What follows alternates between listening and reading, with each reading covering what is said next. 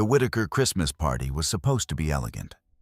Crystal glasses, polished laughter, a room full of people who measured worth by the weight of a last name. When Whitney Carrington, 7 months pregnant, handed Eleanor Whitaker her small, carefully wrapped gift, the room fell into a curious silence.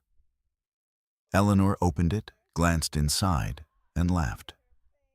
Vanessa Whitaker leaned back in her chair. Is that really what people bring when they marry into this family with nothing? A few guests chuckled. Cameras were already recording. Across the room, Noah said nothing. Whitney simply stood there quiet, one hand resting on her unborn child. No one in that room understood the mistake they had just made, because the woman they were mocking was the only daughter of Arthur Carrington. And before Christmas was over, every person in that room would learn exactly who Whitney Carrington really was. If you're listening to this story tonight, take a second before we begin. Tell me in the comments where you're watching from and what time it is in your part of the world. Stories like this travel far, and it's always powerful to see how many people are here listening together. And if you believe dignity matters, even when someone has the power to destroy those who wronged them, consider subscribing to the channel. Now let's go back to the beginning of Whitney Carrington's story. Whitney Carrington had learned long ago that silence could be mistaken for weakness. She understood this the way some people understood the weather, by observation, repetition, and quiet acceptance. It was a pattern she had seen since childhood. People often spoke most confidently when they knew the least about the person standing in front of them. By the time the Whitaker family began to form their opinions about her, Whitney had already grown accustomed to the misunderstanding. At 29 years old, 7 months pregnant, and living in a modest apartment in Boston, she appeared to be exactly what the Whitakers believed her to be, a woman who had married above her circumstances. Their assumptions were not entirely irrational. The apartment Whitney shared with Noah Whitaker sat on the 3rd floor of an older brick building near Cambridge Street. The kitchen cabinets were painted white but slightly worn at the edges. The living room contained a second-hand sofa Whitney had found at a small furniture shop 3 years earlier. The dining table had 4 chairs that didn't quite match. There were no marble countertops, no imported rugs, no art collections hanging on the walls. To anyone who visited the apartment, suggested a young couple trying to build a life carefully, one paycheck at a time. Whitney had never corrected that impression. Each morning she woke earlier than Noah. The habit had followed her since college. She moved quietly through the apartment, making tea instead of coffee, because the smell of coffee had started to bother her since the pregnancy. While the kettle warmed, Whitney opened her laptop at the small dining table. Emails, documents, notes. Whitney worked remotely as a freelance research editor, helping academic authors prepare manuscripts before publication. The work required patience and attention to detail, qualities Whitney possessed in abundance. She read carefully, corrected gently, asked precise questions. The job paid reasonably well, but not extravagantly. It also allowed her to remain largely invisible, which suited her just fine. Noah often joked that Whitney was the most organized person he'd ever met. But he had never seen the entire system she maintained. Every email she received from the Whitaker family had its own folder. Every financial document connected to their shared accounts was archived. Every unusual conversation was summarized in short notes Whitney stored privately. It wasn't paranoia, it was habit. Whitney had learned early in life that documentation had a quiet kind of power. By the time Noah usually woke, Whitney had already finished 2 hours of work. She would close her laptop and move slowly through the apartment, one hand resting instinctively on the gentle curve of her stomach. The baby kicked off in these days. The doctor said the child was healthy.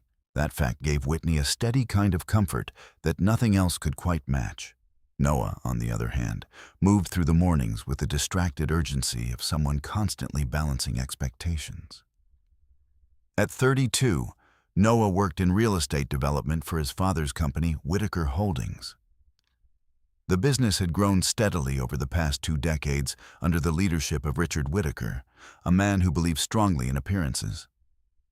Success, Richard liked to say, was something people needed to see. Noah had inherited many of his father's instincts, but not his confidence. Whitney noticed that difference early in their marriage. When Noah dressed for work, he checked his phone. Frequently messages from his father, his sister Vanessa, sometimes from his mother Eleanor. The conversations were often brief, but carried a tone Whitney recognized. Instruction, correction, expectation. Noah never spoke about those messages directly, but Whitney saw how his shoulders tightened when they arrived. On most mornings, Whitney would simply ask, "Busy day." Noah would nod already halfway to the door. "Dad wants updates on the Hartford project," he might say. Or "Vanessa's meeting a new investor today." The names and places changed, but the pattern stayed the same. Whitney listened. She rarely offered opinions unless Noah asked directly. This too had been misinterpreted by the Whitakers. To Eleanor Whitaker, Whitney's quiet nature meant uncertainty, perhaps even insecurity. Eleanor was a woman who believed conversation was a form of social positioning. She filled silence the way some people filled empty rooms with statements about travel charity events, art auctions, and family reputation. Whitney, by contrast, spoke when she had something meaningful to add. During the first dinner Whitney attended at the Whitaker estate in Connecticut, Eleanor had studied her carefully from across the table. Whitney still remembered the way Eleanor's eyes moved, not rudely, but thoroughly. Her dress, her posture, her jewelry, or more precisely, the lack of it. Whitney had worn a simple navy dress and a thin silver bracelet she'd owned since college. After dessert, Eleanor had said pleasantly, "Whitney, dear, where did you grow up?" Whitney had answered honestly, "Mostly in New York." Eleanor had smiled. "And your parents?" Whitney had paused briefly. "They prefer privacy." That answer had stayed with Eleanor, not because it was suspicious, but because it was incomplete. And incomplete information invited assumptions. Vanessa Whitaker had reached her own conclusions far more quickly. Vanessa, 2 years younger than Noah, possessed the kind of confidence that grew easily inside families accustomed to wealth. She worked in marketing for the Whitaker Company and often described herself as the person who kept the brand polished. Vanessa's approach to Whitney was not openly hostile at first. It was something subtler, observations disguised as humor. "Oh, Whitney, you're brave wearing flats to a formal dinner," or "I wish I could pull off such a minimalist look." The words were light, but the tone suggested comparison. Whitney had never reacted, not once. She simply smiled politely, the same calm expression she wore while editing academic manuscripts. To Vanessa, that calmness felt irritating. To Eleanor, it felt vaguely suspicious. To Noah, it felt comforting. What none of them understood was that Whitney wasn't ignoring their behavior. She was recording it. Not always literally, though. Sometimes she did make notes. More often, she simply remembered. Patterns interested Whitney. She noticed how Eleanor's tone changed depending on who else was in the room. She noticed how Richard Whitaker spoke about business matters freely when he believed Whitney wasn't paying attention. She noticed how Vanessa's jokes became sharper when alcohol appeared at family dinners. And she noticed something else as well. Certain conversations inside the Whitaker family often drifted toward money, but in ways that felt oddly cautious. Trust structures, property transfers, future beneficiaries. At first, Whitney assumed these were ordinary business discussions, but over time, certain phrases began to repeat themselves. Legal contingencies, family protection, long-term positioning. Whitney never interrupted those conversations. She simply listened. And occasionally, later that night, she would open her laptop and write a few short lines in a private document. Dates, topics, names mentioned. The notes were never dramatic, just careful. The habit might have seemed unnecessary to someone else. But Whitney had spent the first 22 years of her life inside a world where documentation mattered more than promises. A world she had chosen to leave behind. Noah knew only fragments of that history. He knew Whitney had grown up around money. He knew she had distanced herself from her family. He knew she disliked discussing her father. But Noah had never asked many questions beyond that. Perhaps because Whitney's quiet life felt easier than the complicated answers he suspected might exist. And so, the Whitaker family built their understanding of Whitney Carrington from what they could see. A modest apartment, freelance work, a woman who rarely spoke about her past. To them, the conclusion seemed obvious. Whitney Carrington had married into their world. She had been fortunate.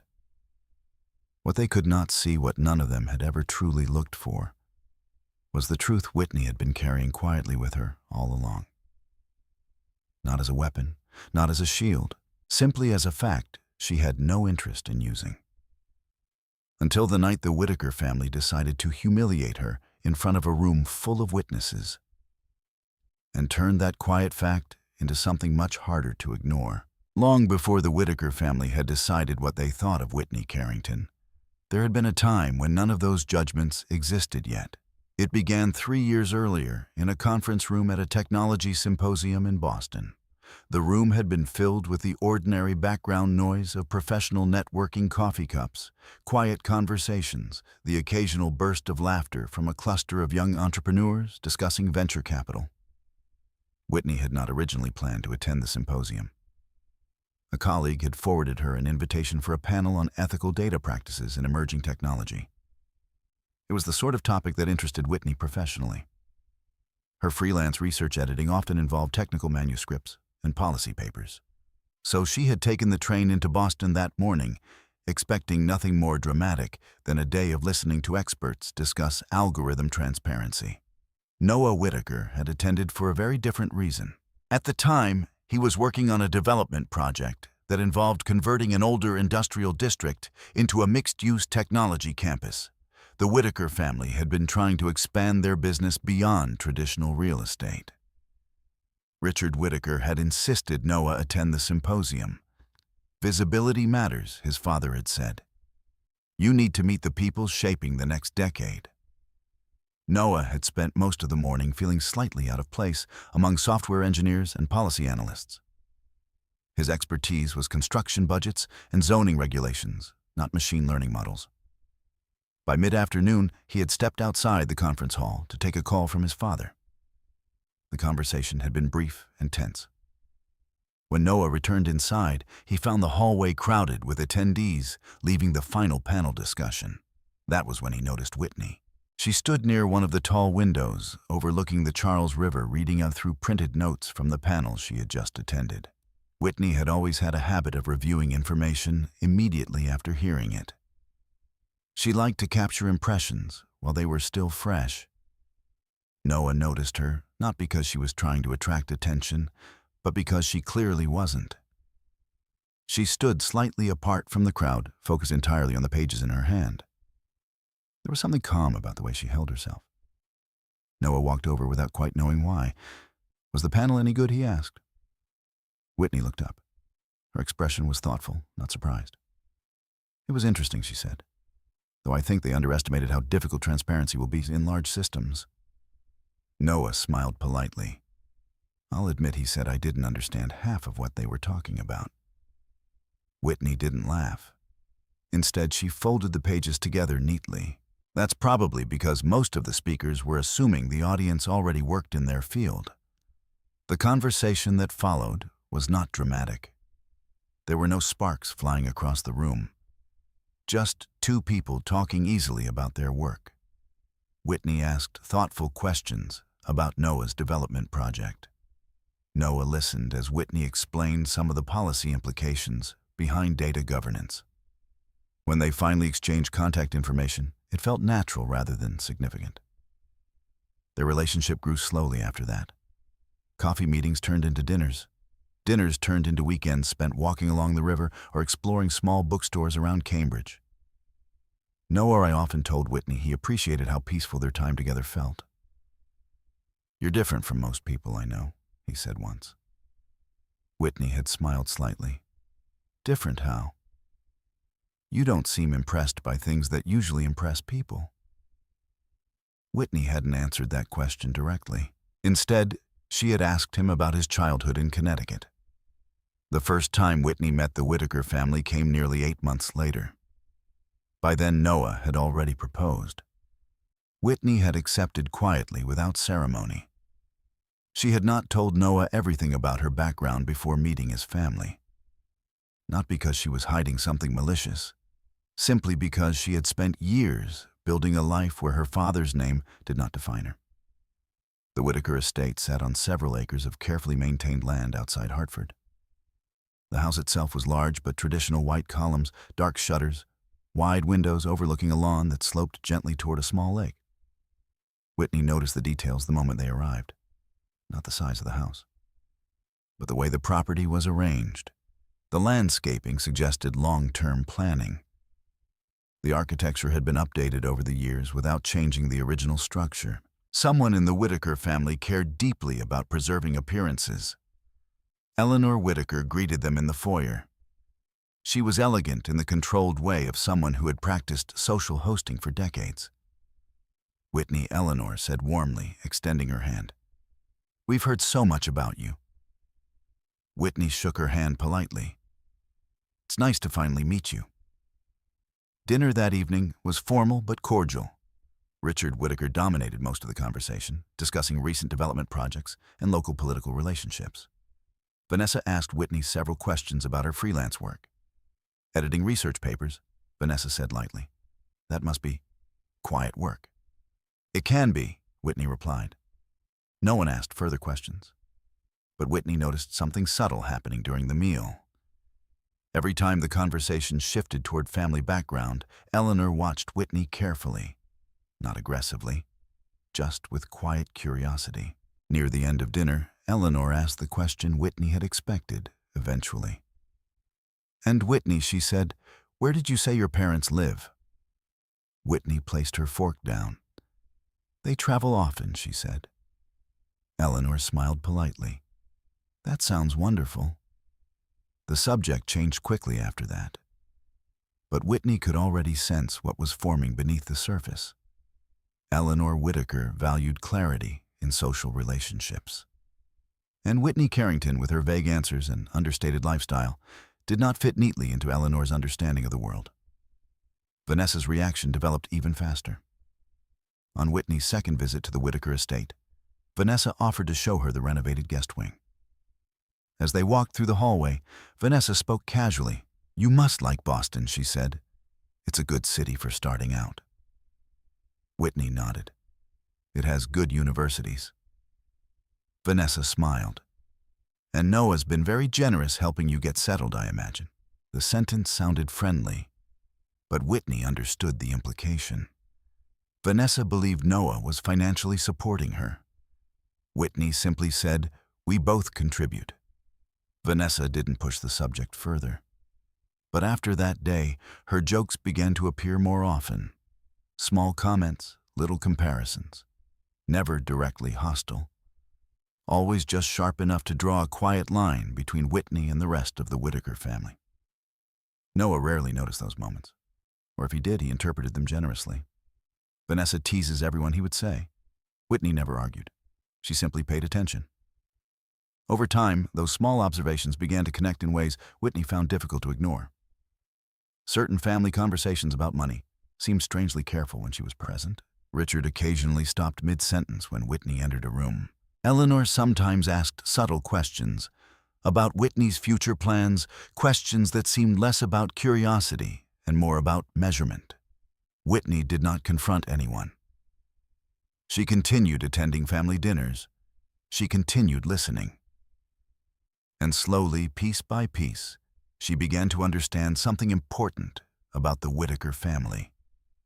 Their kindness had limits. Their acceptance had conditions. And Whitney Carrington, quiet observant and unwilling to explain her past, was slowly becoming a problem they didn't quite know how to categorize. None of them yet realized that misunderstanding her would eventually become the most expensive mistake they had ever made. The email from Eleanor Whitaker arrived on a quiet Tuesday afternoon in early December. Whitney noticed it while finishing edits on a research manuscript about digital privacy law. The notification appeared gently in the corner of her laptop screen. Subject: Whitaker Family Christmas Eve Celebration. Whitney opened it without any particular expectation. Eleanor's messages were always polite, carefully composed, written with the same controlled warmth she used in conversation. But as Whitney read through the email, she noticed something familiar beneath the surface. Instructions. Dear Whitney, the email began.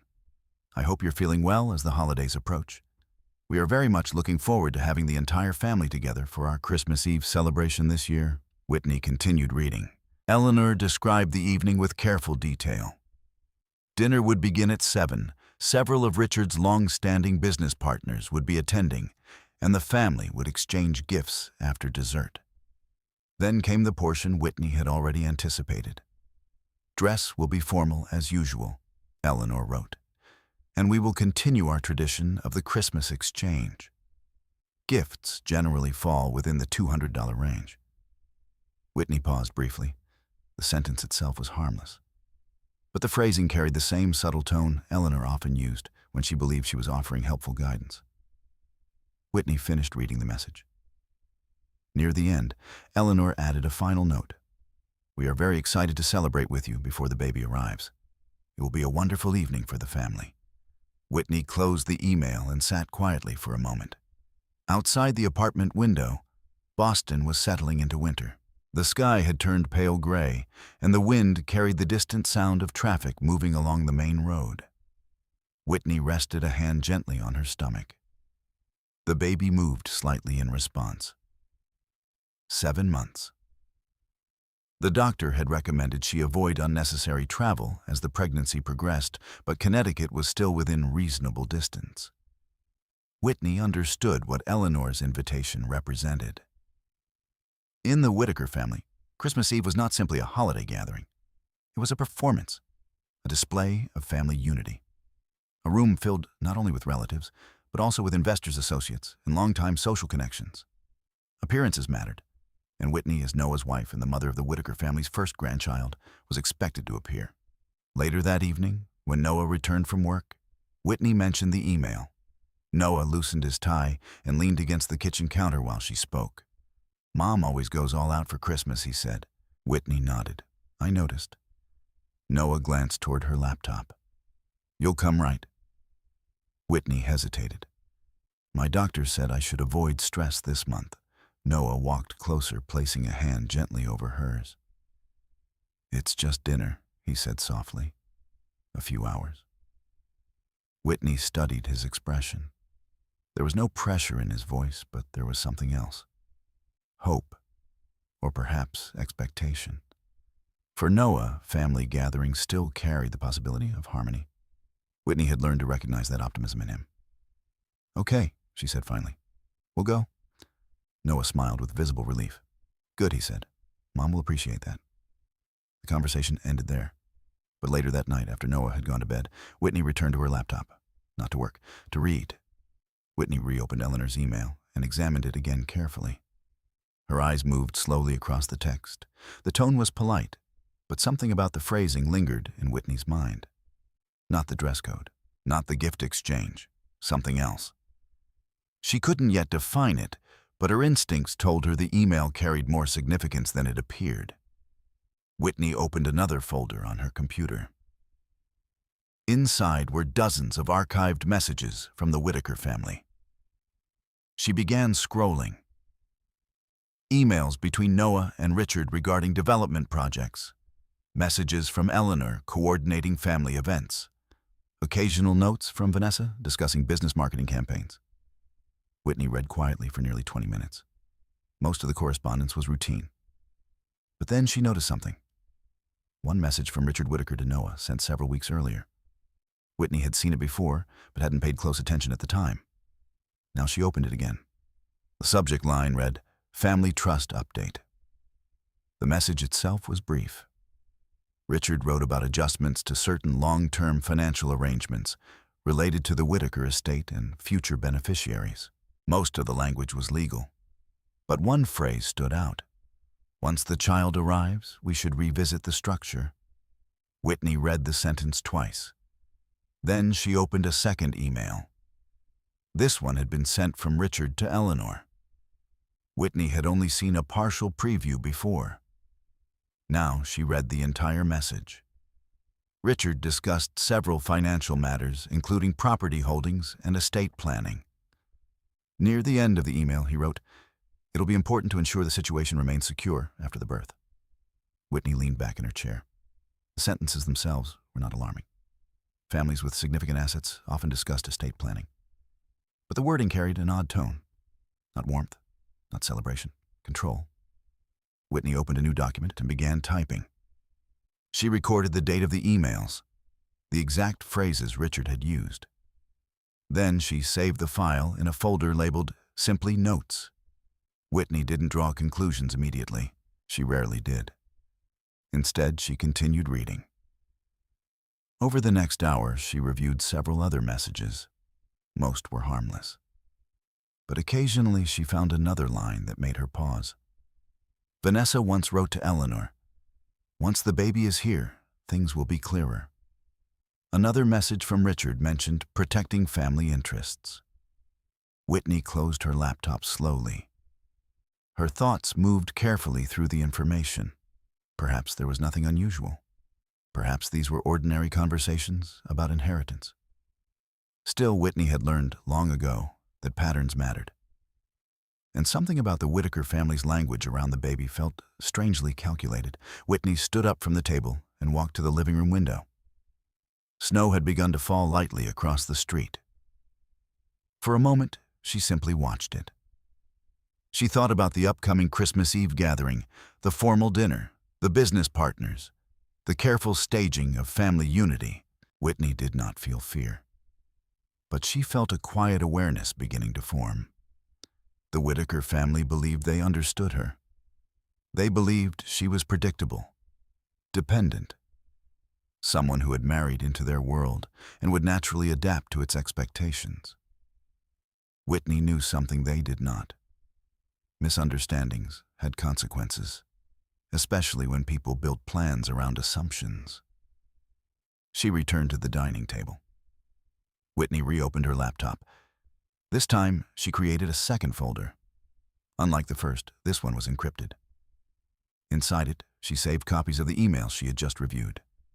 Not because she was certain they would matter, but because Whitney Carrington had never believed in relying on a memory alone. Documentation she had learned had a way of becoming important later. Sometimes, much later. And sometimes at the exact moment when people least expected it. Whitney closed the laptop and turned off the light above the dining table. In the bedroom, Noah was already asleep. She slipped quietly into bed beside him. Her hand rested once more over the gentle movement of their unborn child. Christmas Eve was still weeks away. But Whitney Carrington already knew one thing with quiet certainty. The Whitaker family believed they were preparing for a celebration. Whitney, however, had begun preparing for something very different. By the time Christmas Eve arrived, winter had settled firmly over Connecticut.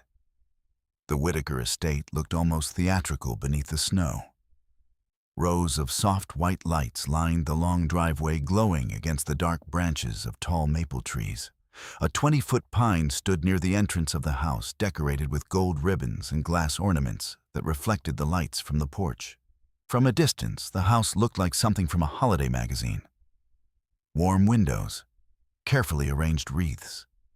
The quiet suggestion of wealth that did not need to announce itself loudly. Whitney noticed all of it as Noah's car turned through the iron gates. She had always paid attention to environments. The house itself had not changed since her first visit 3 years earlier, but the way it was prepared tonight made its purpose unmistakable. This was not simply a family dinner. This was presentation. Noah slowed the car as they approached the front steps. "You okay?" he asked gently. Whitney nodded. "I'm fine." Her voice was calm, but Noah glanced briefly toward her stomach. "You don't have to stay late," he said. "If you get tired, we can leave early." Whitney appreciated the gesture, but she also knew leaving early was rarely as simple as Noah imagined. Whitaker family gatherings operated on their own quiet rules. Arriving was mandatory. Leaving required explanation. Still, she smiled faintly.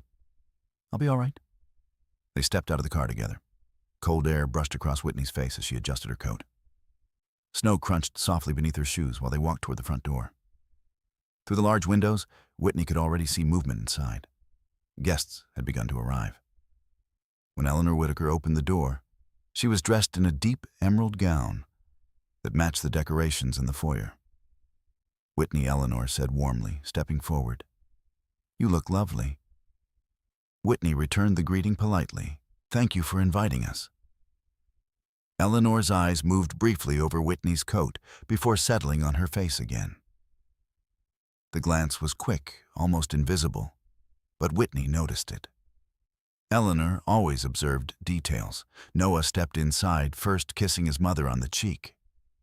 "Everything looks great," he said. "It should," Eleanor replied lightly. "I've been preparing for a week." The foyer smelled faintly of pine and cinnamon. Whitney removed her coat slowly, careful with her balance. The pregnancy had begun to shift the way she moved through space, and she had learned not to rush simple actions. Vanessa Whitaker appeared almost immediately. "Whitney," she said brightly. "Wow, look at you." Vanessa's smile was wide. Whitney recognized the tone. It sounded enthusiastic. But Vanessa's eyes lingered on Whitney's dress. Whitney had chosen something simple. A soft gray maternity dress that fell just below her knees. It was comfortable, warm, and understated. Vanessa tilted her head slightly. "That's very minimalist," she said. Whitney smiled. "I prefer comfortable clothes right now." Vanessa laughed softly. "I suppose pregnancy gives you that privilege." The comment was light enough to pass as harmless. Noah didn't react. But Whitney noticed a young couple standing near the staircase glance briefly toward them. Small comments had a way of traveling in crowded rooms. The living room had been transformed for the evening. A large Christmas tree stood near the fireplace, its branches filled with gold ornaments and white lights. Crystal glasses lined a polished bar on one side of the room. Several servers moved quietly between guests, carrying trays of champagne. Richard Whitaker stood near the fireplace, speaking with two men Whitney recognized from previous events. Business partners, real estate investors. Richard spotted Noah immediately. "There you are," he said, gesturing him over. "Come meet some people." Noah glanced at Whitney. "You okay here for a minute?" Whitney nodded. "Of course." Noah joined the group by the fireplace. Whitney moved slowly toward a nearby chair. Standing for long periods had become uncomfortable recently, and she had learned not to push her body unnecessarily. From where she sat, Whitney could observe most of the room. Conversations flowed easily among the guests. Laughter rose in small bursts near the bar. Someone adjusted the music playing softly in the background.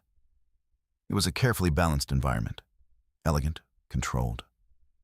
But Whitney also noticed something else. Many of the guests had their phones out, not constantly, but often enough. A few people took photos near the Christmas tree. Others recorded short videos of the room, the decorations, the gathering. In the age of social media, even private parties had begun to leave digital footprints. Whitney observed quietly. After a few minutes, a woman she had never met approached her. "You must be Noah's wife," the woman said kindly. Whitney nodded. "I'm Whitney." "I'm Claire Morgan," the woman said. "Richard and my husband have worked together for years." Whitney shook her hand politely. "It's nice to meet you." Claire glanced toward Whitney's stomach. "When are you due? February?" "That's wonderful," Claire said warmly. "First child, yes." Claire smiled. "You must have family excited about that." Whitney paused briefly. "My family tends to stay private." Claire nodded politely, though Whitney sensed the curiosity behind the response. People often asked similar questions, and Whitney often gave similar answers. Across the room, Vanessa had gathered two friends near the bar. Whitney couldn't hear the conversation clearly, but she noticed the way Vanessa occasionally glanced in her direction while speaking. The pattern was familiar. Vanessa enjoyed telling stories, especially ones where she controlled the narrative. Whitney shifted slightly in her chair. The baby moved again. a small reminder that tonight's events mattered in ways deeper than family reputation. Near the fireplace, Richard continued introducing Noah to guests. Whitney heard one of the men say, "Congratulations on the baby." Noah smiled. "Thank you." Richard placed a hand briefly on Noah's shoulder. "Yes, our family is growing," he said. Whitney watched the interaction quietly. The words sounded proud, but something in Richard's tone felt measured rather than joyful. Whitney filed the observation away silently. Dinner was announced shortly afterward. Guests began moving toward the dining room where a long table had been arranged beneath a chandelier. Whitney rose carefully from her chair. As she walked toward the table, Vanessa appeared beside her again. "You know," Vanessa said casually, "Mom really goes all out for Christmas." Whitney nodded. "It's beautiful."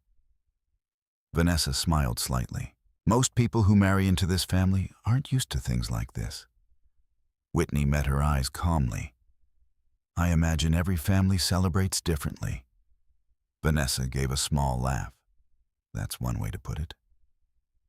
They reached the dining table. Whitney noticed the seating arrangement immediately.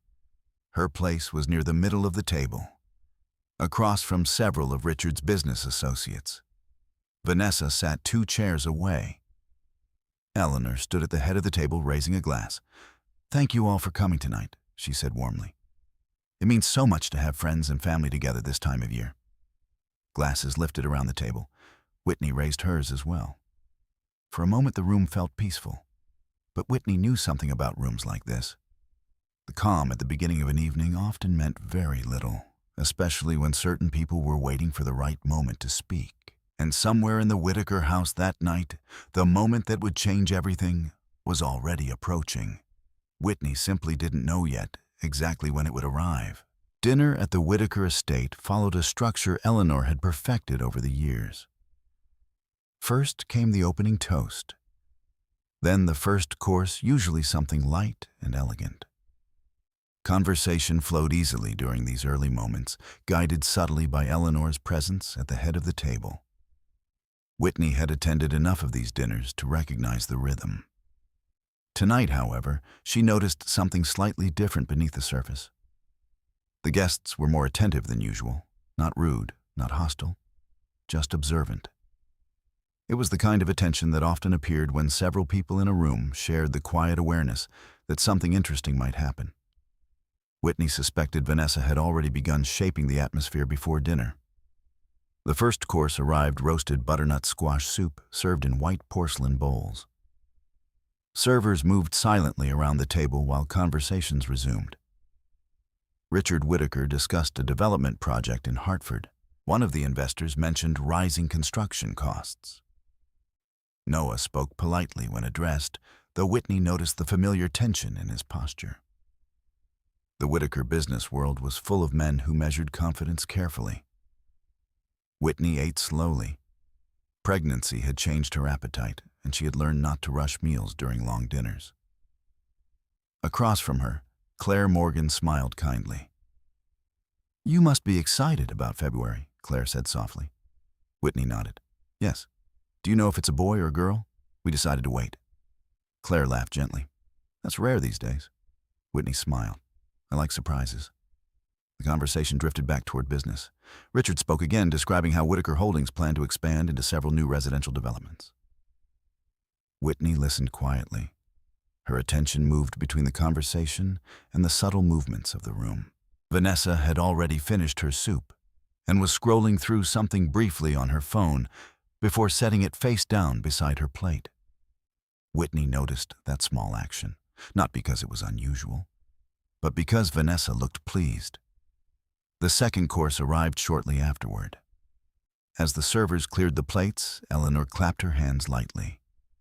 Before dessert, she said warmly, "We'll continue our little family tradition." Several guests smiled. The gift exchange. Every year, Eleanor organized the moment carefully. Wrapped packages were brought out and arranged beneath the Christmas tree near the fireplace. Some of the guests gathered around, while others remained seated.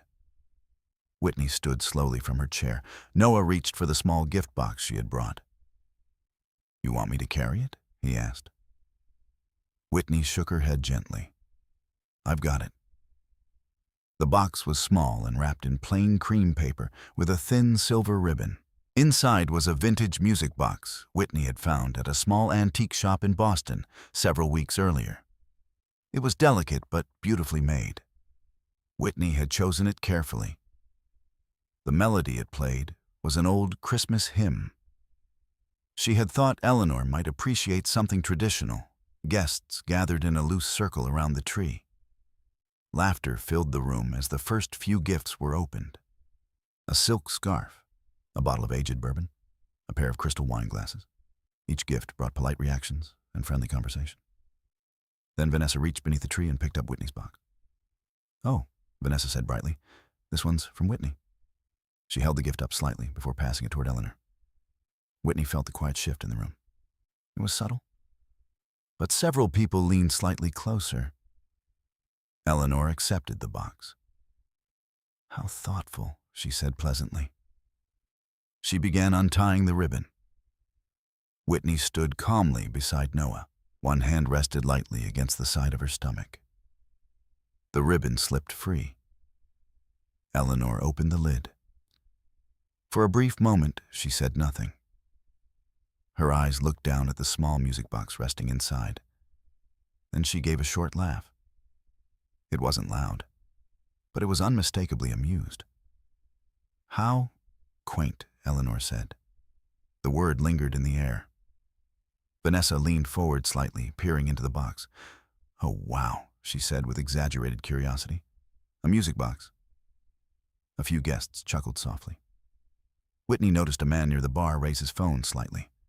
Perhaps he was simply capturing the moment. Perhaps something else. Vanessa tilted her head. I guess that's what people bring, she said lightly, when they marry into a family with nothing.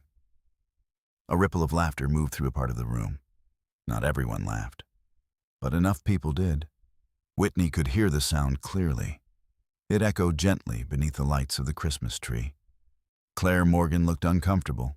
Another woman near the fireplace shifted her weight awkwardly. But no one interrupted Vanessa. Eleanor lifted the music box from the packaging. She turned it in her hands, as though examining a curiosity.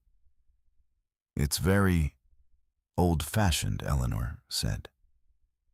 Whitney remained still. Her expression didn't change. Vanessa crossed her arms. I mean, she added casually, it's sweet, I suppose. But usually our family exchanges something a little more substantial, more laughter. Someone whispered something Whitney couldn't hear. Richard Whitaker stood nearby with a glass of wine. He didn't laugh, but he didn't stop the conversation either. Instead, he said mildly, Vanessa. His tone carried the faint suggestion of restraint, but Vanessa only smiled. I'm just being honest. Whitney felt Noah shift beside her. For a moment, she thought he might speak. He opened his mouth slightly, then closed it again. Let's move on, Noah said quietly. But the words came too softly. Vanessa shrugged. Sure, she said. Then she glanced toward Whitney. You know, Whitney, she continued, you really don't have to try so hard. We understand not everyone grows up with the same advantages. Another guest laughed under his breath. Whitney noticed something then. Two people standing near the edge of the room were recording openly now. Phones raised, screens glowing faintly. The moment had already become content. Whitney inhaled slowly. Her heartbeat remained steady. She had spent many years learning how to control emotional reactions, not because she lacked feelings, but because reacting too quickly often gave other people exactly what they wanted. She looked at Eleanor. I thought you might like it, Whitney said simply. Her voice was calm. Eleanor smiled thinly. Oh, it's charming, she replied. Vanessa laughed again. Charming is definitely the word. Whitney nodded once. Then she stepped back slightly. Excuse me, she said quietly. No one stopped her. She walked slowly down the hallway toward the guest bathroom. Inside the room was silent. Whitney closed the door gently behind her. For several seconds, she simply stood there. Her hand rested over the curve of her stomach again. The baby moved softly beneath her palm. Whitney breathed slowly. Not angry, not humiliated, just aware. Aware that the moment she had quietly anticipated for months had finally arrived. In the living room, the laughter would already be fading. Someone would open another gift. Music would continue playing. The evening would attempt to return to normal. Whitney knew something the people in that room did not. Moments like the one that had just happened did not disappear. They left records, witnesses, sometimes even video. Whitney adjusted the sleeve of her dress. Then she opened the bathroom door and walked calmly back toward the living room. Because the Whitaker family believed the humiliation had already happened. What they didn't realize yet was that the consequences had only just begun. When Whitney returned to the living room, the party had already begun its quiet attempt to recover. Someone had turned the music up slightly. A few guests laughed near the bar as if nothing unusual had happened. The servers moved between conversations with trays of champagne and small desserts, maintaining the smooth rhythm Eleanor preferred for gatherings like this. From a distance, the scene looked perfectly normal again.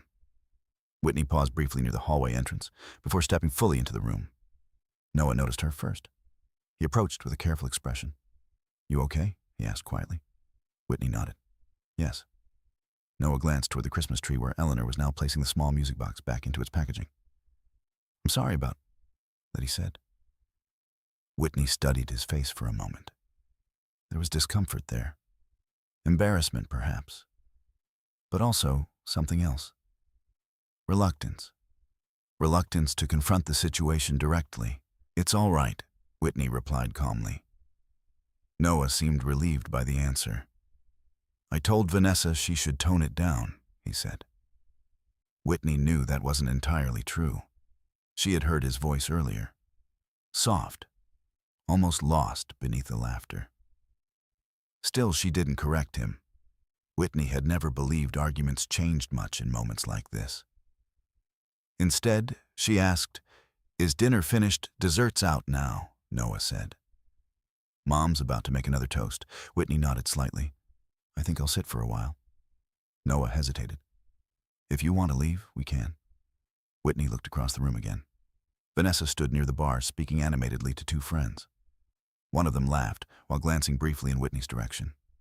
Leaving now would only confirm the narrative already forming in that conversation. Whitney shook her head gently. "No," she said. "It's all right." She walked toward the sofa near the fireplace and sat down carefully. The warmth of the fire felt good against the cold air that had followed her inside earlier.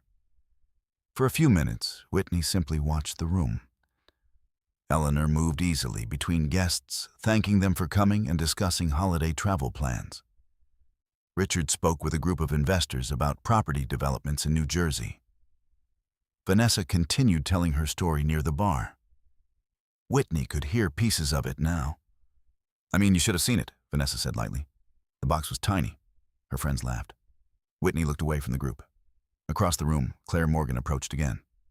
"I hope you're all right," Claire said quietly as she sat beside her. Whitney nodded. "I'm fine." Claire hesitated.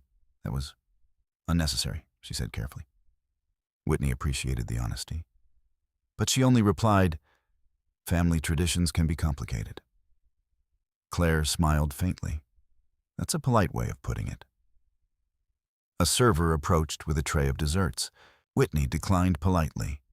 Her appetite had disappeared. Instead, she reached for her phone in her purse. Not to scroll through social media, to check something. There were already several new notifications, messages from numbers she didn't recognize. Whitney opened the first one. A short video clip began playing. The camera angle showed the Christmas tree and a circle of guests. Eleanor opening the box. Vanessa's voice. Maybe that's what people bring when they marry into a family with nothing. The laughter. Whitney stopped the video. The message beneath it read, "Thought you might want this. Sorry about tonight." Whitney didn't respond. She opened another message, another video. This one captured a slightly different angle. A third message contained several photographs. Someone had clearly been documenting the evening. Whitney placed the phone back in her purse. Across the room, Vanessa was still talking. Whitney noticed that several people around her now seemed slightly uncomfortable. Moments that began as entertainment sometimes aged poorly once the room had time to reflect. Eleanor called for attention again. "Everyone," she said with a bright smile. "Just one more quick toast before the evening winds down." Glasses lifted around the room. Whitney remained seated. "To family," Eleanor said. "And to the wonderful year ahead, especially with a new grandchild joining us soon." Guests murmured agreement. Whitney noticed Richard watching her briefly while Eleanor spoke. Not warmly, more like someone studying a situation that had become unexpectedly complicated. After the toast, the party slowly began to break apart. Coats were retrieved, cars were called. Handshakes and goodbyes echoed through the foyer. Noah found Whitney again. "Ready?" he asked. Whitney nodded. "Yes." They walked together toward the front door. Eleanor stood there thanking guests as they left. When Whitney approached, Eleanor gave a polite smile. "I hope you enjoyed the evening," she said. Whitney met her eyes calmly. It was memorable. Eleanor's smile faltered slightly, but only for a moment. "Drive safely," she said. Outside, the cold air felt sharper now. Snow had thickened while they were inside. Noah opened the car door for Whitney and helped her sit carefully. Once inside, he exhaled slowly. "Vanessa can be a lot," he said. Whitney looked out the window as he started the car. "Yes." Noah hesitated before pulling away from the driveway. "I'll talk to her," he added. Whitney didn't answer immediately. She watched the lights of the Whitaker house fade slowly behind them as they drove down the long driveway. Finally, she said, "You should do whatever you think is right." Noah glanced at her briefly. Something about her tone felt different, but he couldn't quite explain why. The rest of the drive passed mostly in silence. Back in Boston, Whitney waited until Noah had gone to bed before opening her laptop again. It was nearly midnight. The apartment was quiet, except for the distant hum of city traffic. Whitney logged into the encrypted folders she had created earlier that month. Then she began organizing the new files. Video clip 1, video clip 2, photographs. She saved each file, carefully adding timestamps and short descriptions. Then she opened her notes document. Her typing was steady. December 24th, Whitaker Christmas party. Public humiliation initiated by Vanessa Whitaker during gift exchange. Multiple witnesses present. At least 2 video recordings confirmed. Whitney paused briefly. Then she added one more line. Evidence secured. She closed the document. For a moment, she sat quietly in the dim light of the dining room. Whitney Carrington had never believed revenge was particularly useful. But truth, especially documented truth, had a way of creating consequences all on its own. And tonight, the Whitaker family had provided far more documentation than they realized. The morning after Christmas Eve arrived quietly. Snow still covered the streets outside Whitney and Noah's apartment, turning the early Boston sunlight into a pale reflection across the windows. The city itself felt slower than usual, as though everyone had agreed to pause for one day before returning to ordinary routines. Inside the apartment, the air was warm and still. Whitney woke before Noah, as she always did. For a moment, she remained in bed, listening to the steady rhythm of his breathing beside her. The events of the previous evening felt distant now, almost unreal, in the quiet calm of the room. But Whitney knew better than to trust that feeling. Moments that seemed small in real time often grew larger once people had time to examine them. She moved carefully out of bed and wrapped a soft robe around her shoulders before walking into the kitchen. The kettle warmed slowly on the stove while Whitney stood by the window. Outside, a delivery truck passed along the street, its tires crunching through the snow. Whitney rested one hand gently against the side of her stomach. The baby shifted faintly beneath her palm. "Good morning," she murmured quietly. The kettle whistled. Whitney poured hot water into her mug and carried it to the dining table. Her laptop waited exactly where she had left it the night before. When she opened it, the notifications appeared immediately. More messages, more video clips. Apparently several guests from the Whitaker party had decided Whitney should have copies of what had happened. Some messages were sympathetic, some were awkward. One simply read, "That was uncomfortable to watch. You handled it well." Whitney watched one of the clips again. The angle was slightly different from the others. This one captured Eleanor's face more clearly when she opened the music box. The moment of hesitation, then the laugh. Whitney paused the video. She wasn't watching the humiliation itself anymore. She was studying the room. Who laughed? Who stayed silent? Who recorded? Documentation always contained more information than people realized. Whitney saved the file into her encrypted folder. Then she opened a second document. This one contained the email chain she had been studying earlier in the month.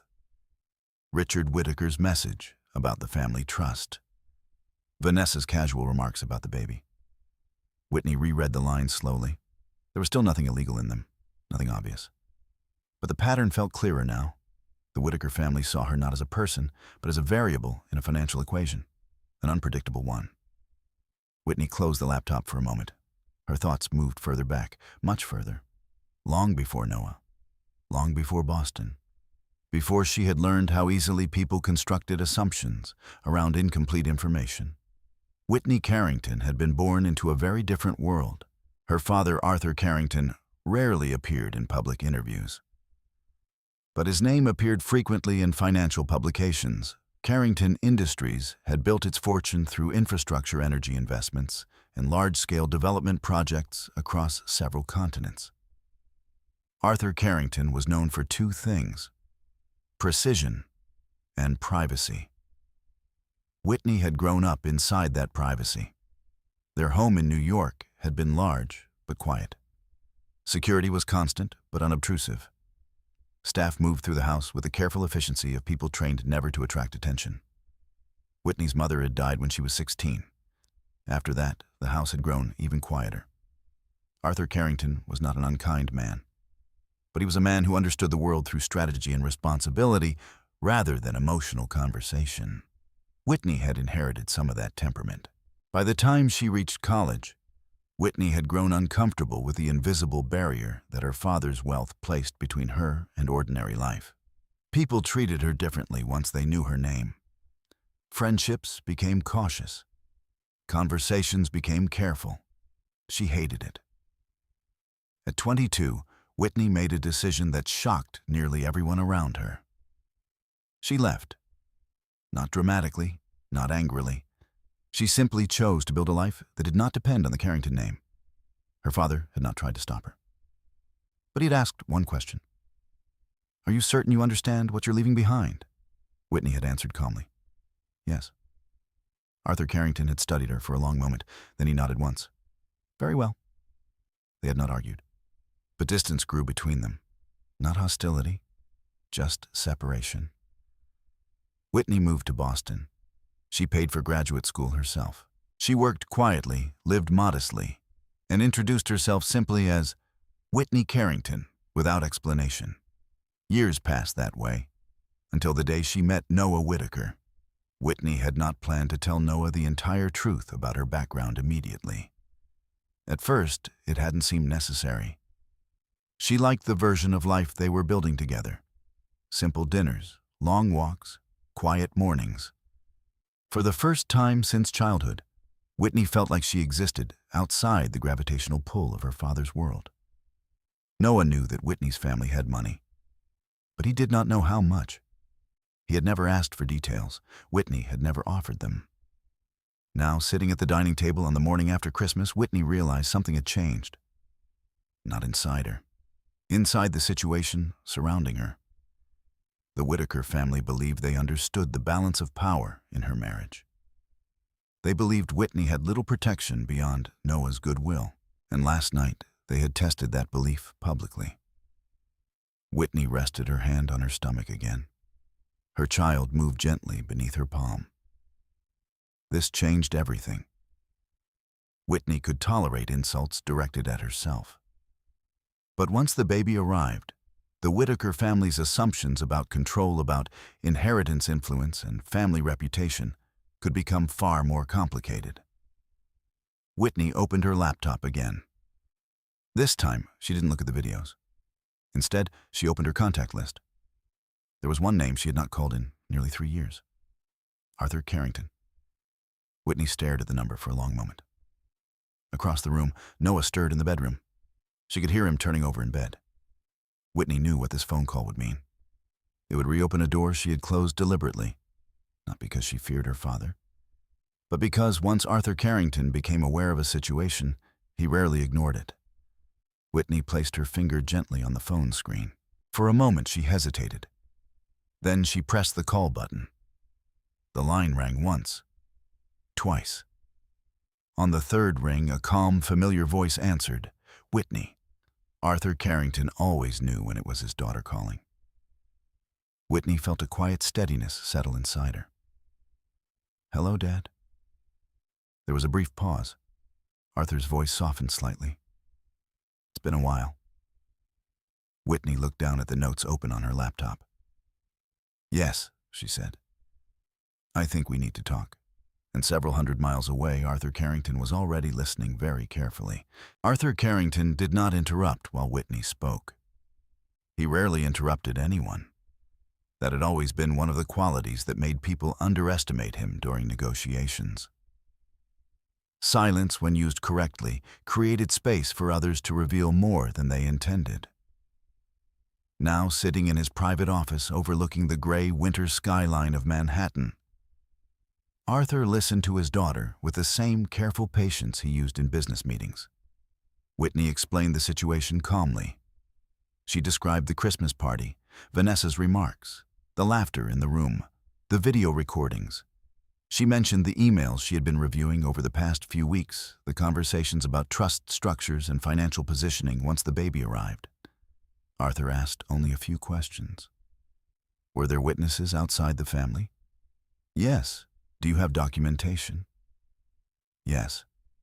Have you spoken to an attorney yet? Not formally. Arthur leaned back slightly in his chair. His office was large but simple. Dark wood shelves lined one wall filled with legal volumes and financial reports. The desk itself held only a few documents and a glass of water. Arthur Carrington disliked clutter. Information, in his view, should always remain organized. "You handled the situation calmly," he asked. Whitney's voice remained steady. "I didn't respond publicly." Arthur nodded slowly. "Good." There was a short pause on the line. Whitney knew that silence. Her father was thinking. Finally, he said, "Tell me about the financial messages you mentioned." Whitney opened the file on her laptop. She read several passages from the emails she had saved Richard Whitaker discussing adjustments to the family trust, Vanessa referencing the baby in casual but revealing ways, phrases about maintaining control of certain assets. Arthur listened carefully. When she finished, he spoke again. "None of that is illegal on its face," he said. "I know, but it suggests planning." "Yes." Arthur tapped his finger lightly against the desk. In business, patterns mattered more than individual statements. A single message meant little. A series of messages revealed intent. "How well do you know the Whitaker company's financial structure?" he asked. "Not very well," Whitney admitted. "Noah works in development, but most of the corporate decisions come from Richard." Arthur nodded again. "Whitaker Holdings has appeared in a few regional investment reports over the past decade," he said. "Moderately successful. Real estate expansion across Connecticut and parts of New Jersey." Whitney had expected her father would already know this. Arthur Carrington believed in understanding every business landscape around him. "What do you want to do?" he asked quietly. Whitney rested her hand on her stomach again. The baby moved slowly. "I want clarity," she said. Arthur did not respond immediately. Whitney could almost picture him studying the situation in his mind, mapping possible outcomes the way he had done her entire childhood. Finally, he spoke. "Then the first step is verification." Whitney waited. Arthur continued. Before any confrontation, we need to know exactly what the Whitakers are doing financially. You mean an investigation? A review, Arthur corrected calmly. Whitney understood the distinction. Arthur never used the word investigation unless something had already crossed into criminal territory. A review meant gathering information quietly. What about the party? Whitney asked. The recordings, Arthur said. Yes, keep them. Arthur's tone remained neutral. Moments like that often become relevant later. Whitney nodded to herself. She'd already saved everything. Arthur leaned forward slightly in his chair. Whitney, he said. Yes, I need to ask something directly. Whitney knew what was coming. Do you want me involved in this? Arthur asked, or do you simply want advice? The question carried weight. Arthur Carrington's involvement in any situation tended to reshape it entirely. Whitney considered the answer carefully. For now, she said, I want help understanding what they're planning. Arthur accepted that answer without argument. Very well. Whitney heard him open a notebook on his desk. First, he said, I'm going to connect you with someone. A lawyer, yes. Daniel Mercer. Whitney recognized the name. Mercer & Hale was a law firm known for handling complex financial disputes and corporate investigations. He's discreet, Arthur said, and very good. Whitney trusted her father's judgment in matters like this. I'll speak with him. Good. Arthur paused again. And Whitney, yes. You should assume that anything the Whitaker family is doing financially is designed to protect their interests. Whitney had already come to that conclusion. I know. Arthur's voice softened slightly. You also need to remember something else. What's that? You are not the vulnerable party in this situation. Whitney looked at the laptop screen in front of her. Her notes, the emails, the video recordings. I understand, she said. Arthur closed his notebook. I'll have Mercer contact you this afternoon. Thank you.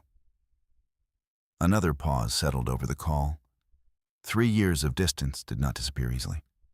Finally, Arthur said quietly, How are you feeling otherwise? Whitney smiled faintly.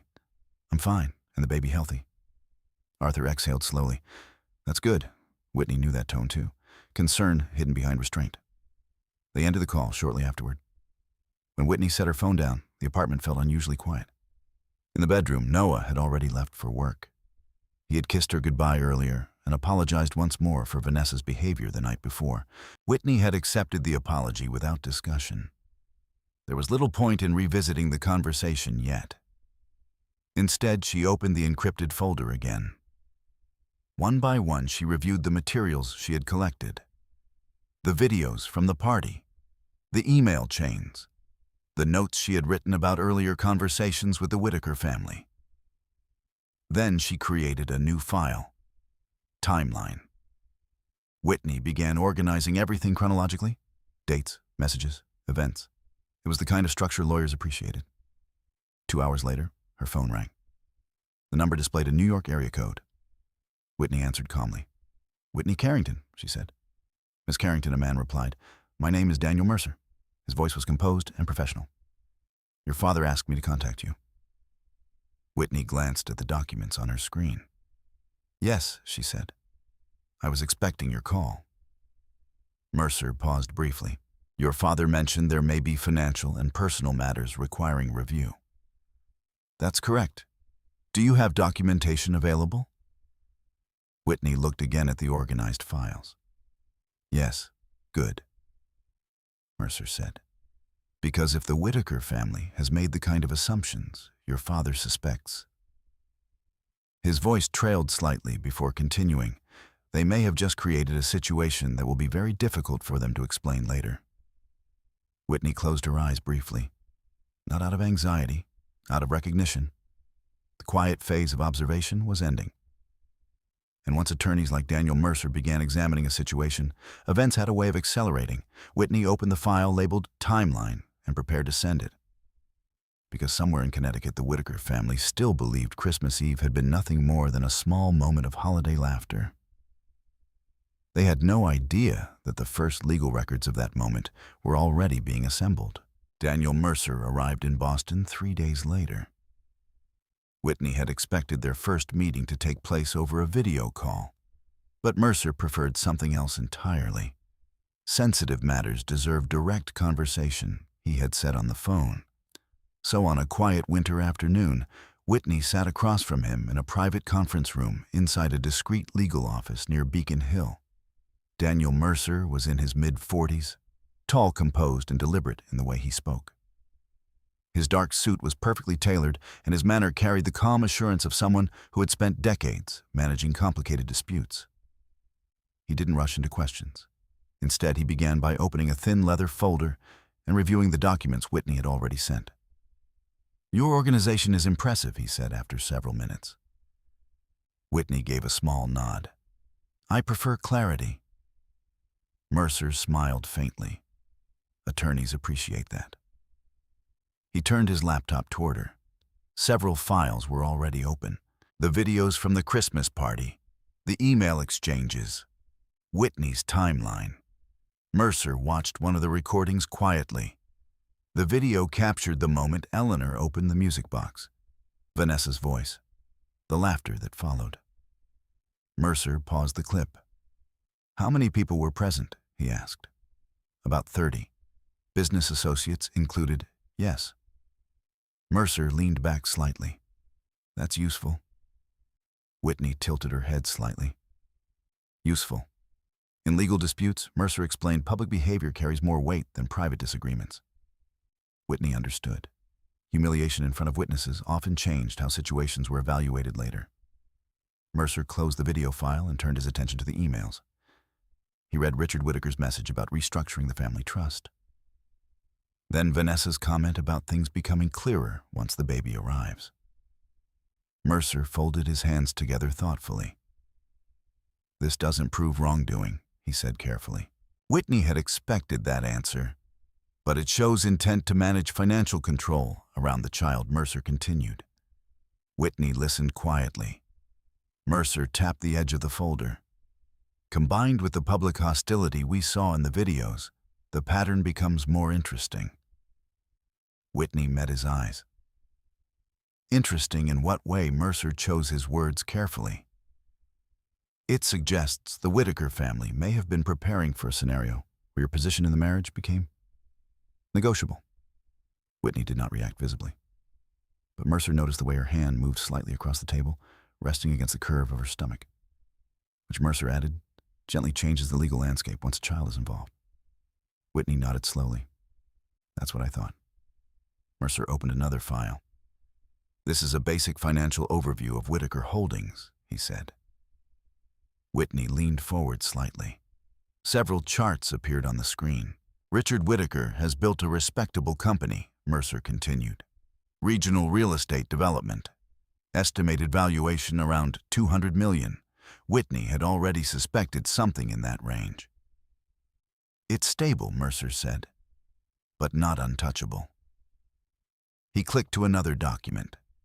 "This is where things become more relevant." The screen displayed a diagram of several trust structures tied to the Whitaker family. "These trusts appear designed to protect certain assets from marital claims," Mercer explained. Whitney studied the diagram carefully, and the baby Mercer tapped one section of the chart. "If your child becomes a beneficiary within the Whitaker trust structure, control of those funds would likely remain with the Whitaker family trustees." Whitney understood immediately. They expected influence. Mercer nodded. "Possibly." Whitney sat back in her chair. The pieces of the puzzle felt clearer now, not malicious in the dramatic sense, but calculated. The Whitakers had believed Whitney was financially weaker, dependent, easy to manage. Mercer closed the file. "The humiliation at the party may not have been part of the strategy," he said. "But it revealed something important." Whitney waited. "They underestimated you." Whitney did not smile. Across the room, Mercer's phone buzzed softly. He glanced at the screen briefly. "Your father," he said. Whitney nodded. Mercer answered, "Yes, Mr. Carrington." Whitney could hear only Mercer's side of the conversation. "Yes, we've reviewed the materials." Pause. "Yes, I agree." Another pause. Mercer glanced briefly toward Whitney before responding. She's handling the situation exceptionally well. Whitney looked out the window while he spoke. Outside, snow drifted slowly across the rooftops of Boston. Mercer ended the call several minutes later. He asked for an update, Mercer said. Whitney nodded. What did you tell him? That the Whitakers created unnecessary exposure for themselves. Whitney folded her hands quietly. Mercer studied her expression for a moment. You're not interested in retaliation, he said. Whitney shook her head. No, your father suspected that. Whitney gave a faint smile. I'm interested in protecting my child. Mercer nodded once. Then our strategy remains simple. Whitney waited. Documentation first. Mercer slid another document across the table. This is a formal legal notice template. Whitney read the first lines. Notice of preservation of evidence. This letter informs the Whitaker family that relevant communications and financial records must be preserved, Mercer explained. Whitney looked up. That will alarm them. Yes. Is that necessary? Mercer considered the question. Yes, he said calmly. Because once a legal notice is issued, any attempt to destroy records becomes far more serious. Whitney understood. Mercer closed his folder. We'll also begin a quiet financial review of Whitaker holdings. Whitney raised an eyebrow. Through public filings and other channels, Mercer said. Whitney didn't ask for further details. She had grown up around people who understood how information moved. Mercer stood and gathered his materials. There's one more thing, he added. Whitney looked up. The Whitaker family will soon learn who you are. Whitney already knew that moment was coming. They'll panic, Mercer continued. Most people do when they realize they misjudged a situation. Whitney stood slowly from her chair, and Noah Mercer paused. That he said carefully is something only you can decide. Whitney walked toward the window. Below them, the city moved through its quiet winter afternoon. Somewhere in Connecticut, the Whitaker family still believed they controlled the story. Still believed Whitney Carrington was simply the quiet woman who had married their son. Mercer placed the folder into his briefcase. I'll have the notice delivered tomorrow, he said. Whitney nodded. All right. Mercer studied her one last time. You're very calm, he said. Whitney looked out across the snow-covered streets. I've had a lot of practice watching people underestimate me. Mercer smiled faintly. That, he said, is usually when the real consequences begin. The formal notice arrived at the Whitaker estate on a cold Thursday morning. It was delivered by courier shortly after 9. Eleanor Whitaker happened to be in the foyer when the doorbell rang. She expected another holiday package, perhaps a late gift from one of Richard's business partners. Instead, the courier handed her a sealed envelope marked with the letterhead of Mercer and Hale. Eleanor's smile faded slightly as she signed for it. Legal correspondence rarely arrived by courier unless someone wanted to be certain it had been received. She closed the doors and carried the envelope into Richard's study. Richard Whitaker was already seated behind his desk, reviewing a stack of property reports. Another delivery, he asked, without looking up. Eleanor placed the envelope on the desk. It's from a law firm. That was enough to make Richard pause. He opened the envelope carefully. Inside were several neatly printed pages. Richard read the first paragraph once, then again. His expression hardened. What is it? Eleanor asked. Richard slid the document across the desk. Preservation notice. Eleanor frowned as she read the opening lines. Mercer and Hale, LLP, hereby provides formal notice requiring the preservation of all communications documents, financial records, and electronic correspondence relating to Whitney Carrington and associated financial discussions. Eleanor looked up. Whitney. Richard leaned back in his chair. Yes. Eleanor turned the page slowly.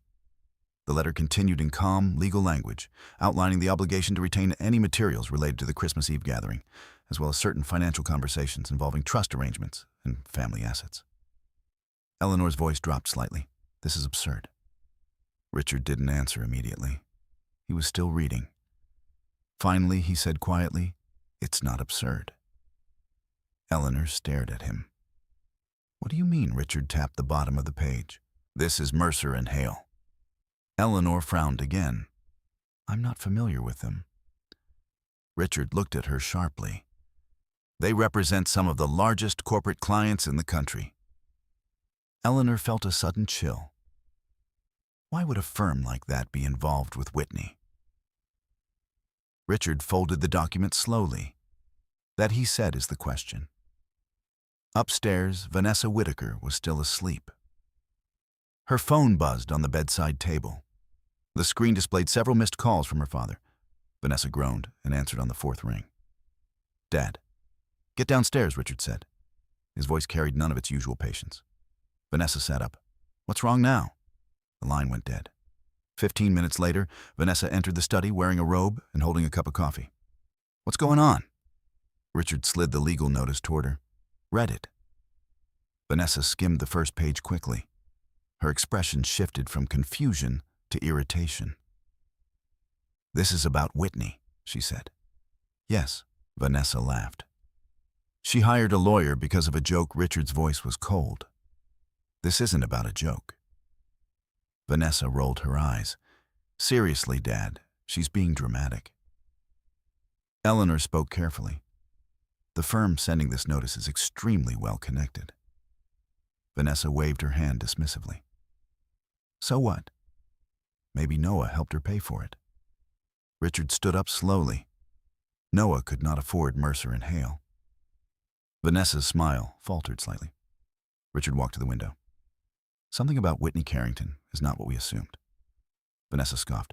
Oh, please. She had its research papers from a laptop in a tiny apartment. Richard turned toward her. Exactly. Vanessa frowned. What's that supposed to mean? It means we made assumptions based on appearances. Eleanor set the letter back on the desk. Richard, are you suggesting Whitney is hiding something? Richard didn't answer immediately. Instead, he walked back to his desk and opened his laptop. Within seconds, he was searching financial databases. The name Whitney Carrington appeared in several results. Most were unrelated. But one article from several years earlier caught his attention. Richard opened it. The headline referenced Arthur Carrington, the founder of Carrington Industries. A photograph appeared beside the article. Arthur Carrington stood at the podium during a global infrastructure conference. Next to him stood a young woman. Richard stared at the image. Vanessa leaned over his shoulder. What is it? Richard turned the screen toward them. Do you recognize her? Vanessa looked at the photograph. For a moment, she said nothing. Then her face went pale. The woman standing beside Arthur Carrington looked several years younger. But there was no mistaking the resemblance. The same eyes, the same calm expression. Whitney. Eleanor whispered, That can't be right. Richard clicked another article. Another photograph appeared. This time, the caption read, Arthur Carrington with his daughter Whitney Carrington at a private foundation event. The room fell silent. Vanessa took a step back. You're saying she's his daughter? Richard closed the laptop slowly. Yes. Eleanor's hand trembled slightly against the desk. Arthur Carrington was not simply wealthy. He was one of the most powerful private investors in the country. Carrington Industries had influence across infrastructure, energy, and international development projects. People did not casually send legal notices to families connected to Arthur Carrington. Vanessa shook her head. No, she said. That doesn't make sense. Richard's voice was calm again. It makes perfect sense. Eleanor looked toward the Christmas tree still standing in the living room. The memory of Vanessa's joke echoed in her mind. The laughter, the phone's recording. Oh my God, Eleanor whispered. Vanessa's voice rose sharply. She never told us. Richard met her gaze. Why would she? Vanessa opened her mouth to argue, then stopped. For the first time since Christmas Eve, the Whitaker family understood something fundamental. They had not humiliated a quiet woman with no resources. They had humiliated the daughter of Arthur Carrington. And now, one of the most powerful legal firms in the country was formally documenting everything that had happened. Vanessa sank into a chair. Dad, she said slowly. Yes, are we in trouble? Richard Whitaker stared at the legal notice on his desk. Outside the window, the winter sky had darkened slightly. We're about to find out, he said quietly. The news spread through the Whitaker family faster than Richard had intended. By the afternoon of the same day, the atmosphere inside the Whitaker estate had shifted from confusion to quiet panic. Eleanor sat in the living room, staring at the Christmas tree that still stood beside the fireplace. The ornaments glittered softly in the winter light, but the festive warmth of the room had disappeared. The music box Whitney had given her still rested on the side table where Eleanor had placed it after the party. She hadn't touched it since. Now it felt less like a trivial object and more like a reminder of a mistake she could not undo.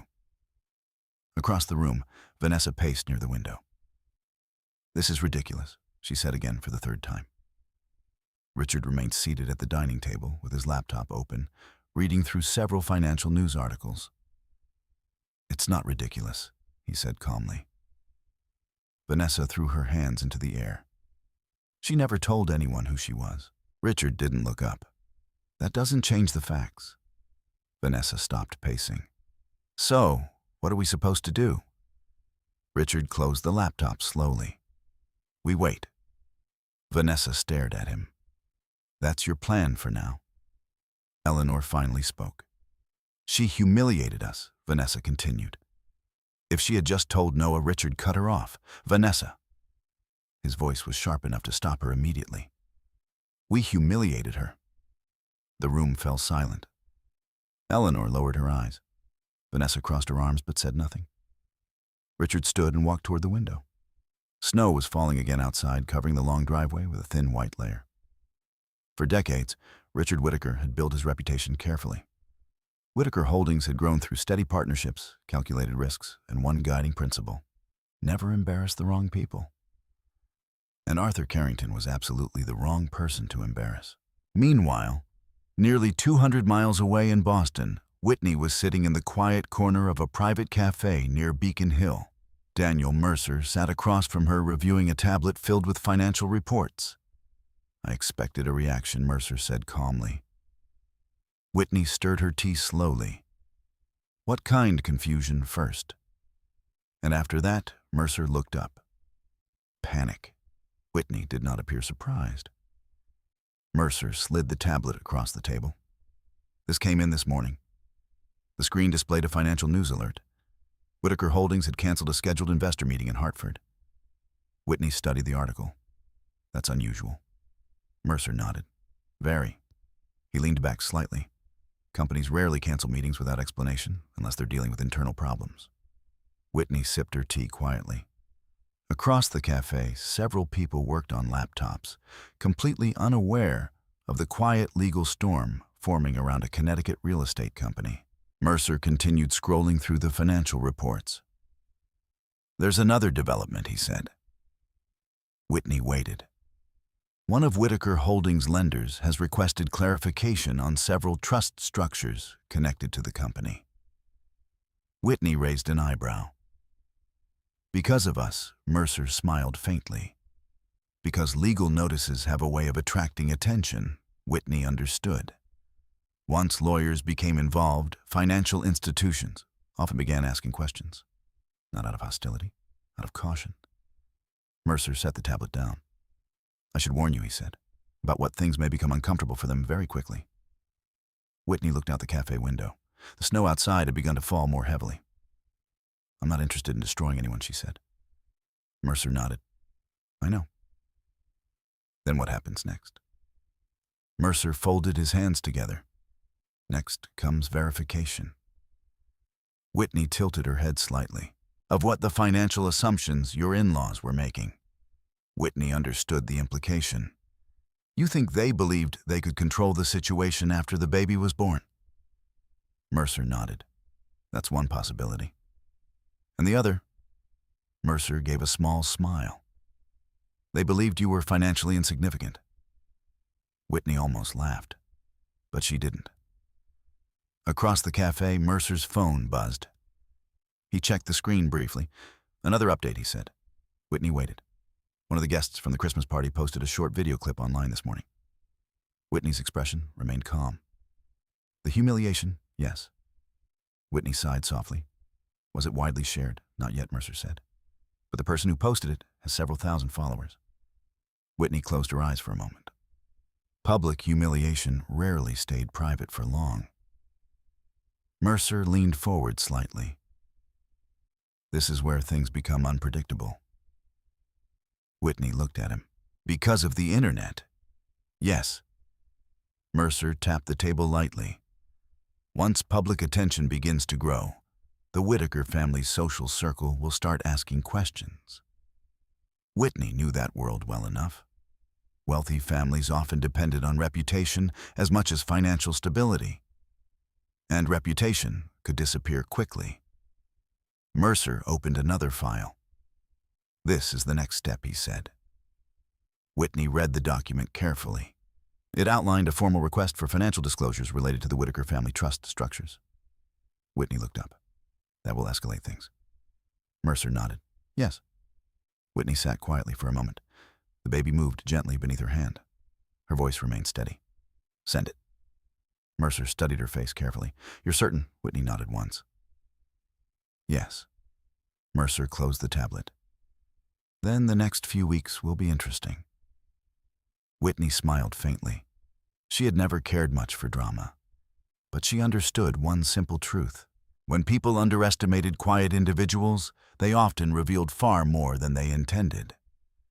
And the Whitaker family had already revealed enough. Mercer stood and gathered his things. I'll update your father later today. Whitney nodded. That's fine. Mercer paused before leaving the table.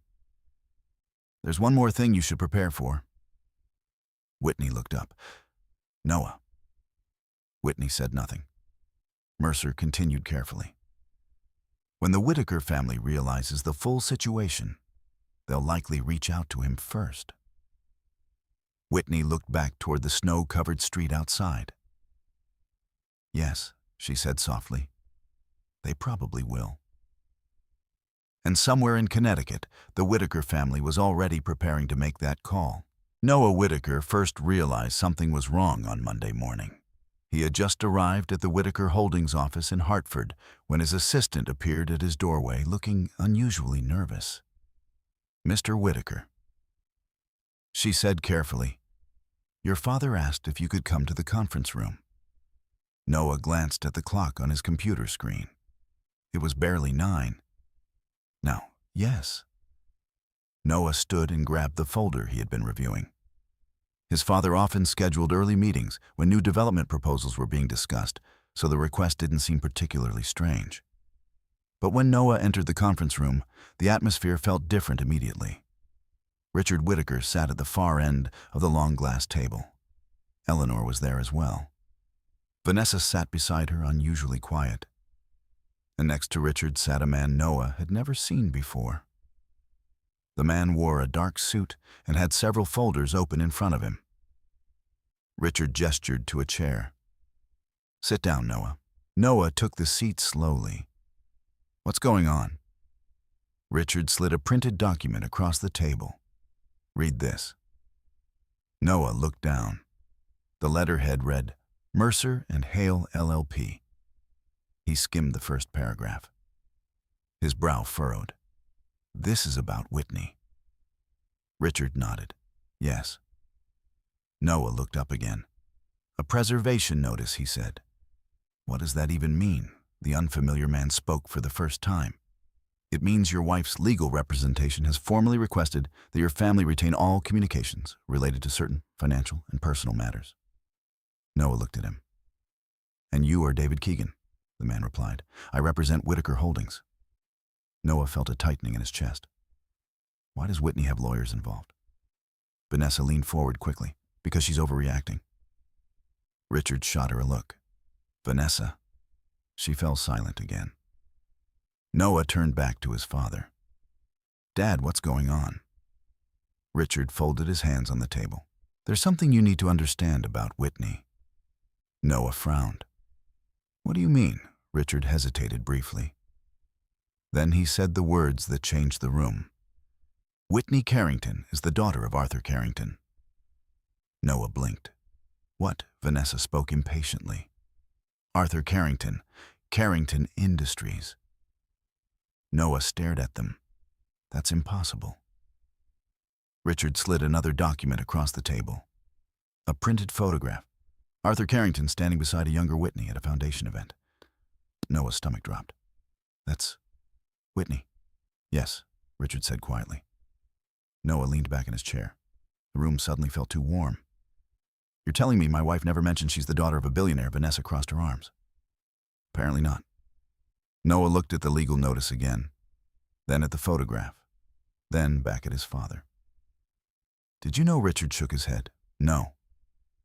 Noah let out a slow breath. Okay, he said. So Whitney has money.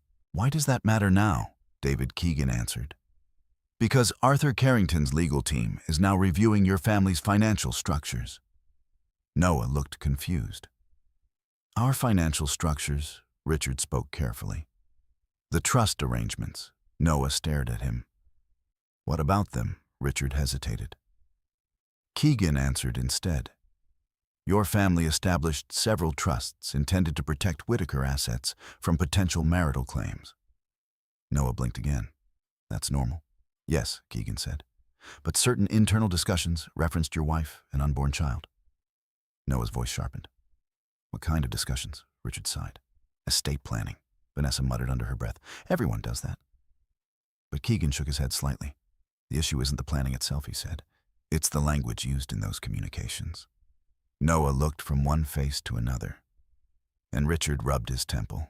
And those emails suggest the Whitaker family expected to maintain financial control over any assets involving the child. Noah felt the pieces begin to connect. The emails Whitney had once mentioned, the strange tension at family dinners, the humiliation at Christmas. Wait, Noah said slowly. You think Whitney believes we were planning something against her? No one answered immediately. Noah stood up suddenly. This is insane. Richard's voice remained calm. Noah, sit down. No, Noah said. He pushed the chair back. This is ridiculous. Whitney wouldn't. He stopped mid-sentence. A memory surfaced. Christmas Eve. Whitney standing quietly beside the tree while Vanessa laughed. Whitney leaving the room without arguing. Whitney returning calm. Too calm. Noah felt a cold realization settle in. She knew, he said quietly. Richard watched him carefully.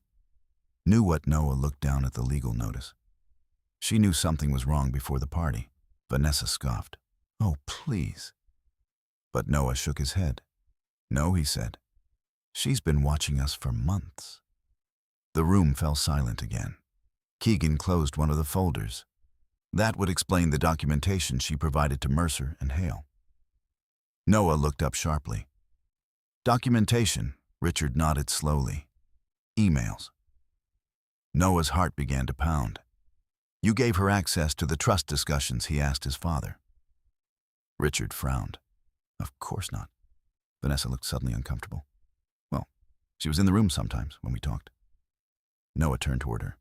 You talked about this in front of Whitney? Vanessa shrugged. She never said anything. Noah laughed bitterly. Of course she didn't. Richard stood. This isn't helpful. Noah ran a hand through his hair. So what happens now? Keegan answered. For now, we preserve records and prepare for possible financial review. Noah stared at him. And Whitney, no one had an answer for that. Noah grabbed the photograph from the table. Whitney standing beside Arthur Carrington, looking calm, confident, completely different from the quiet woman his family believed they understood. I need to talk to her, Noah said. Richard nodded slowly. You probably should. Noah left the room without another word. As he walked down the hallway toward his office, the weight of everything that had happened began to settle over him. Whitney hadn't argued at the Christmas party. She hadn't raised her voice. She hadn't defended herself. Because she hadn't needed to. And now Noah was beginning to understand something his family had missed entirely. Whitney Carrington had never been powerless.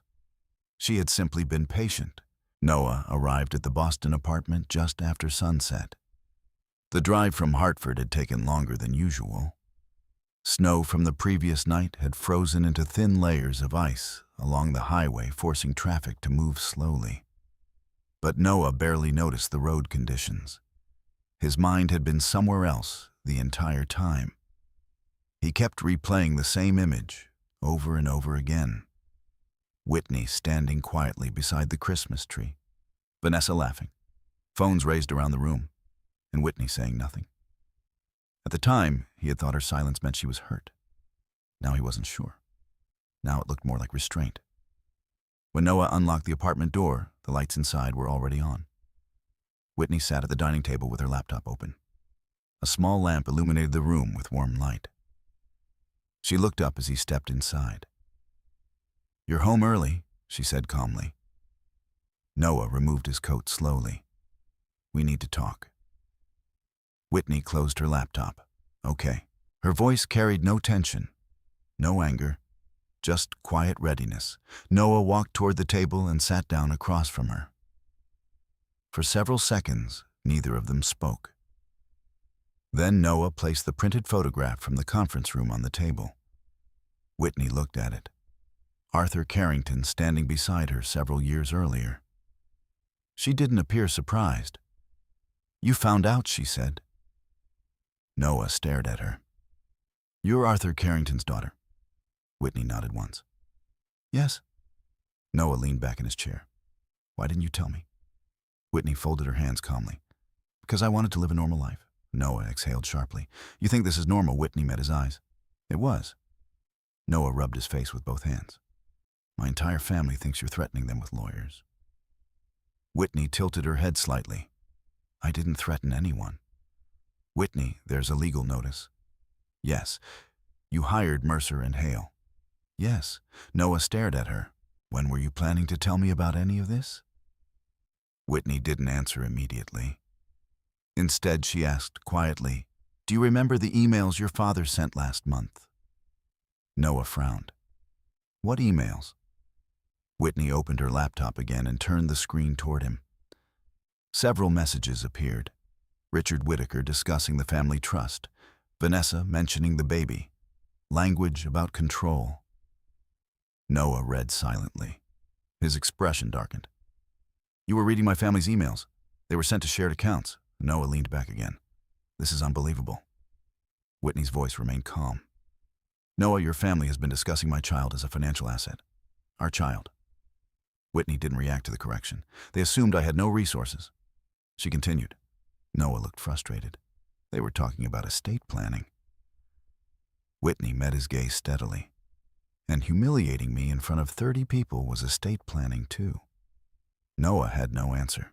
The silence stretched between them. Finally, Noah said quietly, "Vanessa shouldn't have said those things." Whitney nodded. "She did. And I'm sorry." Whitney studied him carefully. "I know."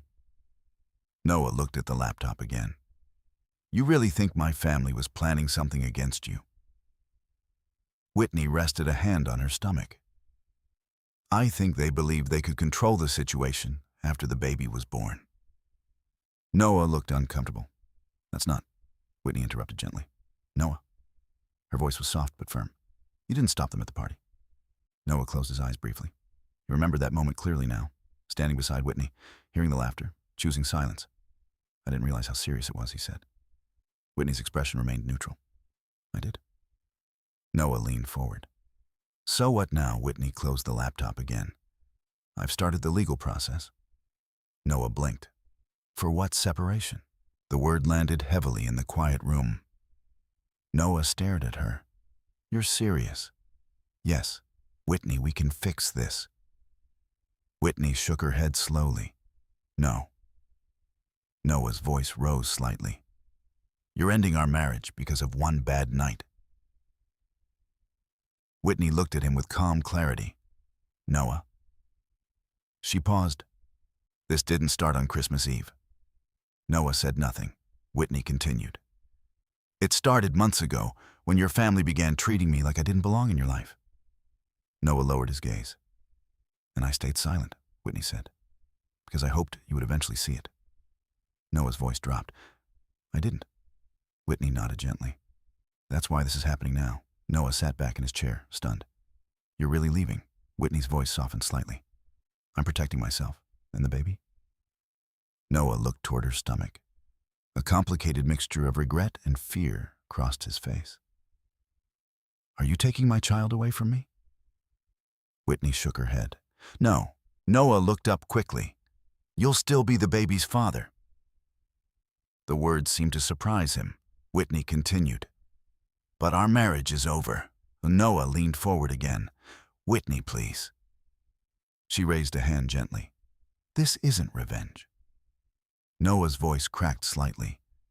Then why does it feel like punishment? Whitney held his gaze. Because actions have consequences. The room fell quiet again. Snow continued to fall outside the windows. Finally, Noah whispered, Do you hate me? Whitney's answer came softly. No, she paused. But I can't trust you anymore. Noah closed his eyes. The weight of that truth settled heavily between them. Whitney stood slowly from the table. I've arranged temporary housing, she said, where Whitney picked up her coat, somewhere safe. Noah looked up. With your father, Whitney didn't answer directly. But the silence said enough. She walked toward the door. Before leaving, she turned back once. Noah, she said quietly, yes, I hope someday you understand something. What Whitney's voice remained calm. I never wanted power over your family. Noah swallowed hard. Then what did you want? Whitney looked at him for a long moment. Respect. Then she stepped out into the falling snow. And for the first time since Christmas Eve, the Whitaker family began to understand the cost of the mistake they had made. 3 months later, the winter snow had melted from the streets of Boston. Early spring sunlight filtered through the tall windows of a quiet brownstone townhouse in Beacon Hill. The neighborhood had begun to wake slowly after the long cold season. Small cafes reopened their outdoor seating, and trees along the sidewalks showed the first faint signs of green. Inside the townhouse, the atmosphere was calm. Whitney Carrington stood beside the living room window, gently rocking the small bundle in her arms. Her daughter slept peacefully against her shoulder. The baby had arrived 2 weeks earlier, healthy, strong. Whitney had named her Elena. Across the room, Arthur Carrington sat in a leather armchair, reading a financial report. His presence in the house felt quiet, but solid, like a steady structure that had always been there, even when Whitney had chosen to live far away from it. Arthur looked up from the report. Is she sleeping, Whitney? Orme smiled softly. Yes, Arthur nodded. She has your calm temperament. Whitney glanced down at the baby. I hope so.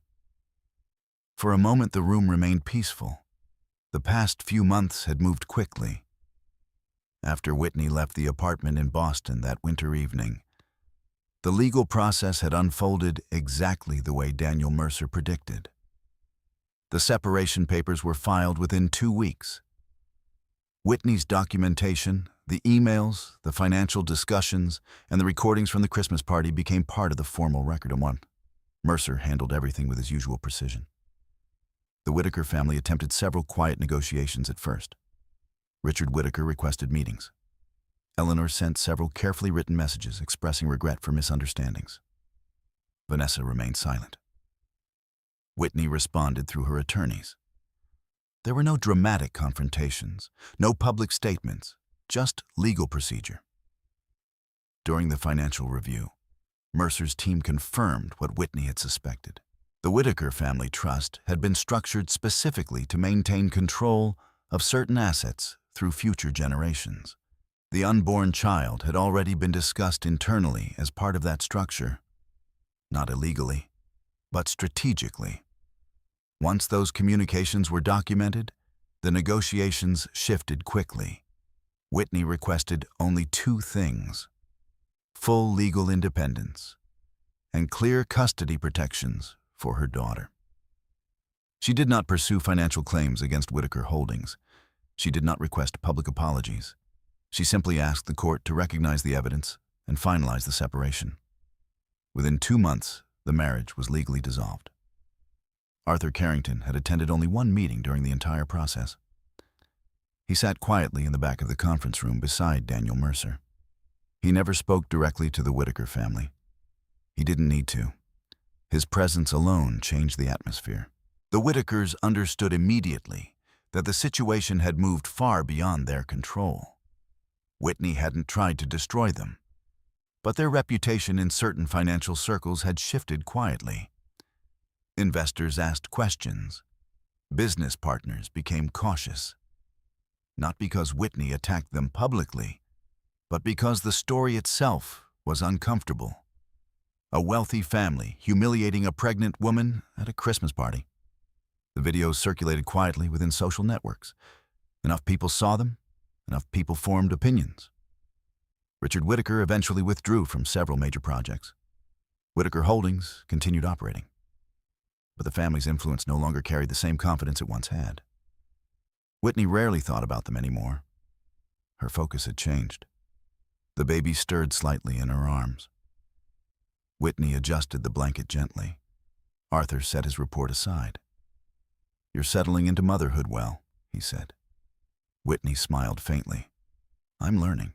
Arthur stood and walked toward the window. Boston looked different from this house. Older, more reflective. "You handled the Whitaker situation with restraint," he said. Whitney didn't respond immediately. Finally, she said, "I didn't want revenge." Arthur nodded slowly. Most people would have chosen it. Whitney looked down at Elena again. "Revenge doesn't build a future." Arthur considered that. "You've grown," he said quietly. Whitney laughed softly. "I hope so." A knock sounded at the door. Daniel Mercer entered a moment later, carrying a small folder. "Good afternoon," he said. Whitney smiled. "Daniel." Mercer stepped into the room. "I won't stay long," he said. "Just a final update." Whitney shifted the baby gently before sitting down.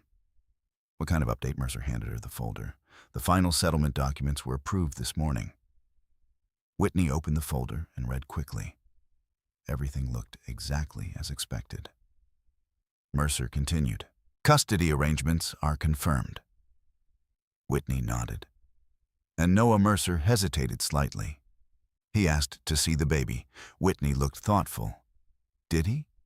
"Yes." Whitney closed the folder slowly. "And what did you tell him?" Her Mercer glanced briefly toward Arthur before answering. "I told him the decision was yours." Whitney looked down at Elena. Her daughter slept peacefully, completely unaware of the complicated world surrounding her birth. Whitney thought about Noah for a moment, the man she had once loved, the man who had stood beside her while his family laughed. Finally, softly, she said quietly, "He can visit?" Mercer looked mildly surprised. Whitney met his gaze calmly. "Elena deserves to know her father." Arthur said nothing, but there was quiet approval in his expression. Mercer nodded. "I'll inform him." The meeting ended shortly afterward. When Mercer left the house, returned to its calm silence. Arthur walked toward the doorway. "I have a call with London in an hour," he said. Whitney nodded. "All right." Before leaving the room, Arthur paused. "You've done something rare," he said. Whitney looked up. "What's that you chose dignity when you had the power to choose destruction?" Whitney smiled gently. "I had a good teacher." Arthur inclined his head slightly. Then he left the room. Whitney stood again near the window. Outside, the city moved quietly through the early days of spring. She rocked Elena gently in her arms. The past had not been easy, but it had taught her something important. Power was not always about money. Sometimes it was about patience. Sometimes it was about knowing when to speak and when to let the truth reveal itself. Whitney Carrington had never needed to humiliate anyone. She had simply walked away with her dignity intact. And that, in the end, was the only inheritance she wanted to give her daughter.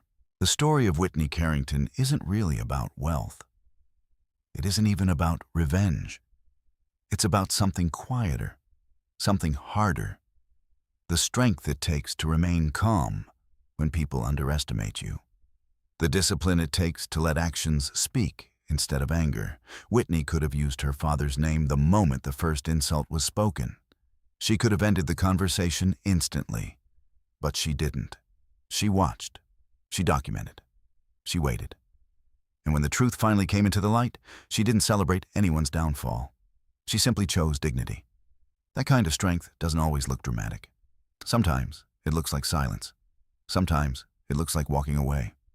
If you stayed with Whitney's story all the way to the end, thank you for listening. Stories like this remind us how quickly people form judgments about others, and how rarely those judgments reveal the full truth. If you'd like, tell us in the comments where you're watching from and what time it is where you are. It's always incredible to see how far these stories travel. And if you believe that dignity, patience, and quiet strength still matter in this world, consider subscribing to the channel so you won't miss the next story. Sometimes the most powerful stories are the ones where the loudest voice is the truth.